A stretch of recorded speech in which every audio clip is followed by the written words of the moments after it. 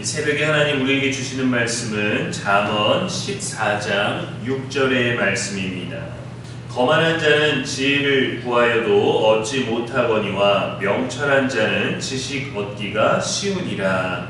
아멘. 이는 살아계신 우리 하나님의 말씀입니다. 아멘. 이 시간 지혜를 얻지 못하는 이유라는 제목으로 말씀 전하겠습니다. 사람들마다 대화하는 방식이 다릅니다. 그래서 사람들마다 대화하면서 질문하는 방식도 다릅니다. 진짜 알고 싶어서 묻는 사람이 있는가 하면 그냥 확인차 넌지시 던지기도 하고 이미 우리 마음 안에서 답을 정해놓고 그 답을 강요하듯 묻는 사람도 있습니다. 때로는 왜 그래야 돼요? 이게 무슨 의미가 있나요? 라고 묻는 사람은 마음 깊은 곳에서 이 얘기를 좀 듣기보다는 논쟁하고 싶은 마음, 적당히 따지고 싶은 마음이 클 때도 있습니다. 물론 날카롭고 예리한 지적들의 대화도 필요하지만 상대방의 이야기를 듣고 반응하는 거에 따라서 질문하는 거에 따라서 그 사람의 의도가 담겨 있는 걸 우리는 알 수 있어요. 부부간에도 부모와 자녀 사이에도 친구 사이에도 우리는 이 질문을 통해 서로의 마음과 의도를 드러내곤 합니다. 그 질문에 따른 답에 의해서도 내가 어떤 마음인지를 드러내는 거예요. 그런데 그 질문을 어떤 자세로 하느냐에 따라 반응하느냐에 따라서 우리들의 듣는 태도, 배움은 달라지고 갈라집니다. 오늘 말씀은 그런 영적인 태도를 우리들에게 말해주고 있어요. 잠언은 지혜의 문학이죠. 하나님을 경외하는 자가 어떻게 살아야 할지에 대한 실제적인 지침서입니다. 지혜로운 자와 미련한 자, 의인과 악인, 정직과 거짓의 대조를 하면서 삶의 태도와 그 결과들을 우리들에게 알려주고 있어요. 오늘 6절의 말씀은 질문의 태도, 이 배움의 자세에 따라서 얻을 수 있는 지혜와 얻지 못하는 그 어리석음을 비교합니다. 거만한 자라는 단어는 히브리어로 레치인데 단순히 자존심을 센 사람을 넘어서 조롱하고 비웃고 대립하는 사람을 의미합니다. 그러니까 우리가 보통 대할 때 평소보다 더 거칠고 무지한 사람을 일컫죠. 지혜를 구하여도 얻지 못한다라고 했는데 단지 머리가 나빠서가 아니라 마음이 닫혀있기 때문이에요.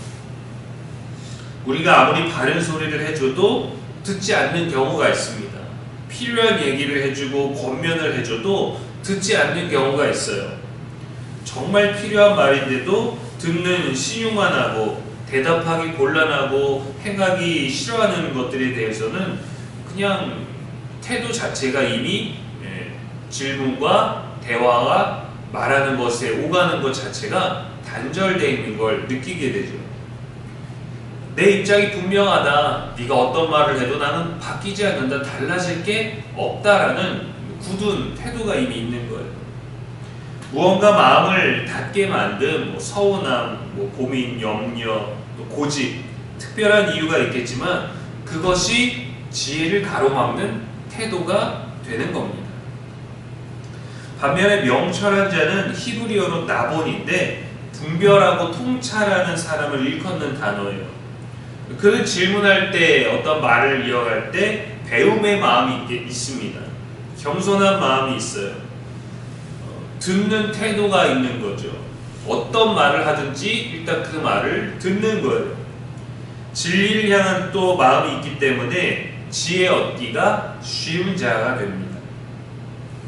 질문에도 태도가 중요합니다. 예전에는 학교 선생님들이 거칠기도 했지만 교육에 열정을 품고 있었던 것 같아요. 그렇게 아이들을 가르쳤죠. 저도 중학교 때 지식을 잘 가르치는 선생님도 대단하게 여겼지만 지식보다 사춘기에 놓여있는 중학생, 남자 학생들에게 삶을 가르치는, 그 삶의 태도에 대해서 가르치는 그 선생님이 기억에 남아요. 너무 철학적이어서 서툴고 또 이제 예민했던 그 사춘기 시기 학생들이 받아들이기에는 너무도 심오한 것이었지만 그 그래도 야 이거 영어 외워, 뭐 수학 외워, 뭐 공식 외워, 무조건 달달달 외워 공부해 이거 못하면 바보야가 아니라 너희가 이거를 지금 왜 배우니? 라는 질문들. 네. 이거 지금 영어 지금 중학 영어를 니네가 왜 배우니? 중학생이기 때문에 배우는 거야 하고 그래서 너무도 많은 방대한 정보를 빨리 습득해라가 아니라 우리 하루에 한 문장씩 해보자라고 했어요. 그래서 그분은 도덕 선생님이셨는데 저희 담임 선생님이셨거든요. 도덕 선생님이셨는데 아침에는 국어 숙제, 국어 문제를 내시고 다 끝나고 종례 시간에는 영어 문제를 내주셨어요. 그렇게 해서 아침에 문제를 종례 시간에 문제를 그 다음날에 답을 구해오는 겁니다. 그래서 단순히 영어 한 문장을 위해서 정답을 찾기 위해서 공부 잘하는 친구한테 묻고 다른 반 애들한테 묻고 우리가 공부해서 얻을 수 없는 거지만 전교 1등이 친구인 저는 찾아가서 그 친구한테 답을 얻어갖고 와서 반 아이들한테 쫙 알려줘요. 그럼 누군가는 대답 못하고 누군가는 대답을 하잖아요. 선생님이 종례 시간에 대해서 한 50명, 60명 앉아있는 아이들 중에 25번 지목을 하면은 그 친구가 대답을 하느냐 못하느냐는 걔가 바보인가 공부를 잘하는가가 아니라 누군가 한 명이 답을 알아와서 이 답을 이 반 아이들이 어떻게 공유하는가 삶을 살아가는 방식을 물으셨던 거예요. 그러면은 저는 전교 1등 친구를 알고 있으니까 답을 알아다가 선생님 오시기 전에 칠판에다 답을 적어요. 그럼 자기들 답이 맞는지 자기들이 알아온 답이 맞는지 그거를 묻고 공부를 전혀 못하고 친구도 없는 애들은 물을 곳이 없으니까 제가 답을 구해온 걸 적으면 그거를 다 같이 반 아이들이 외우는 겁니다. 그럼 선생님이 오셔서 47번 오늘 답이 뭐야? 그럼 그 친구가 또 답을 얘기해요. 그럼 그 답을 맞추면 선생님이 잘했어 못했어 말하지 않아요. 그냥 웃습니다. 아 니들이 함께 해냈구나. 이거를 알려주시기까지가 얼마 안 걸렸는데 당연히 이 모든 질문들을 매일 듣는 게 힘들었지만 선생님은 지식에 대한 물음이 아니라 너희가 이 배워가는 과정을 어떻게 깨달아가는지 그 삶에 대한 질문을 던지시는데 그 심오한 질문들을 서로가 공유할 때 아 이게 선생님이 의도한 게 무엇이구나 라는 것들을 배우게 되더라고요. 하기 싫은데도 배우게 되더라고요.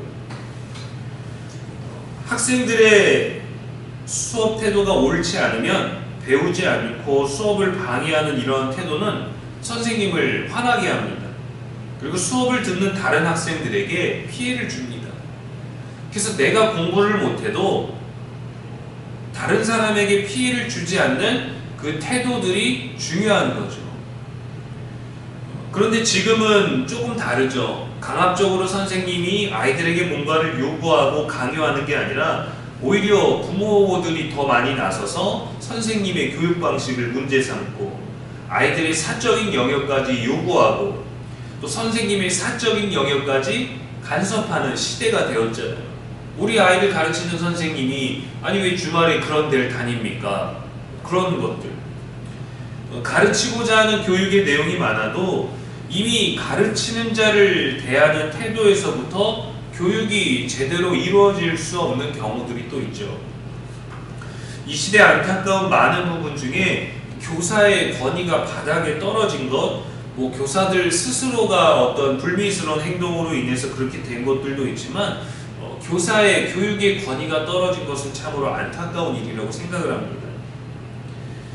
지혜를 구해도 교회를 다녀도 성경을 읽어도 마음이 교만하면 얻지 못합니다. 마음이 열려있으면 하나님께서 지식과 통찰을 허락하시고 은혜를 은혜로 여기는 은혜가 그 마음에 넘쳐나게 됩니다. 때로는 자녀가 고집이 세고 뭐 사춘기가 되고 정당한 이유가 돼도 나도 알 거 다 알아. 내가 알아서 해 라고 이 자아가 자라고 머리가 자라면요 부모가 어떤 권면을 해도 듣지 않아요. 그냥 다 싫어해요. 부모의 말이 틀려서가 아닙니다. 그냥 내가 듣기 싫은 거예요. 그런 시기들이 자녀들에겐 있죠. 반대로 부모가 자녀에게 강요만 하는 경우가 있습니다. 자녀가 어떤 마음인지 자녀가 어떤 생각인지 자녀가 왜 그런지에 대해서 묻지 않고 그저 부모의 교육 방식으로 눌러요. 그러다 어느 때 또 나이가 들게 되고 또 사회생활을 하게 되고 하면서 자녀가 옳은 말을 하고 또 반항하는 말을 하고 또 자기 인생에 대한 구별된 이야기를 하면 또 부모는 그거에 대해서 듣지 않아요. 괘씸해서 또 이렇게 감정적으로 부딪힐 때가 있게 되죠. 듣는 태도, 질문을 던지는 태도에 대해서 우리는 무조건 지식을 배운다가 아니라 상대의 마음에 대해서도 배울 수 있는 거예요. 아들의 마음이 다르고 딸의 마음이 다르죠. 또 어린아이의 마음과 조금 큰 아이의 마음이 또 다른 거예요. 그런데 그 마음을 듣기보다 우리들의 인생이 책임감에 있어서 듣는 게 아니라 말하기만 하려고 하다 보니까 자녀와 단절되는 경우들이 있죠. 잠언 2장 6절과 7절 말씀에 대저 여호와께서 지혜를 주시며 그의 입에서 지식과 명철이 나오며 그는 정직한 자를 위하여 완전한 지혜를 예비하시며 행실이 온전한 자에게 방패가 되시느니라 했습니다. 듣고자 하는 사람, 배우고자 하는 사람, 정직한 사람, 순종하는 사람, 겸손한 사람들, 머리가 좋은 사람한테 지식을 넣어주는 게 아니라 태도가 올바른 사람에게 올바른 것들이 들어가게 되는 거예요. 머리는 똑똑한데 태도가 나쁜 사람들을 우리가 지혜로운 사람이라 말하지 않습니다. 전교 1등을 하는 좋은 성적을 가지고 있지만 무리하고 괘씸하고 학폭을 행하고 거짓을 행하는 사람을 올바른 똑똑한 사람이라고 하지 않아요. 잘못된 거예요. 차라리 조금 공부를 못하고 조금 형편이 좋지 않을지라도 태도가 정직한 사람이 더 사람들에게 사랑과 인정을 받죠. 정보가 넘쳐나는 시대이지만 지혜는 오히려 더 부족해진 느낌입니다. 지식은 많아졌지만 태도에서는 그러지 못한 경우가 많아요. 모두가 많은 말을 하지만 듣는 자가 없기 때문입니다. 배움, 듣는 태도가 없기 때문이에요. 지혜를 찾는다고 하지만 내 안에 있는 정답 외에는 듣고 싶어 하지 않으니까 태도에서부터 들을 귀가 막히고 들을 귀가 막히니까 소통이 안 되고 배움이 서로에게 없는 것입니다. 나만 장군은 선지자 엘리사가 시킨 대로 요단강에 7번 몸을 씻으라는 말을 듣고 처음엔 자존심이 상했어요. 내가 장군인데 내 나라에 더 좋은 아름다운 강이 있는데 이 뭐냐 여기에다가. 하지만 종의 말을 듣고 그 지시대로 순종했을 때 병이 나았어요. 교만한 질문은 아무것도 낫지 않지만 겸손한 순종은 회복과 생명을 낳을 수 있는 겁니다. 말씀을 읽을 때에도 이 말씀이 내게 무엇을 말하는가를 물어야 되죠.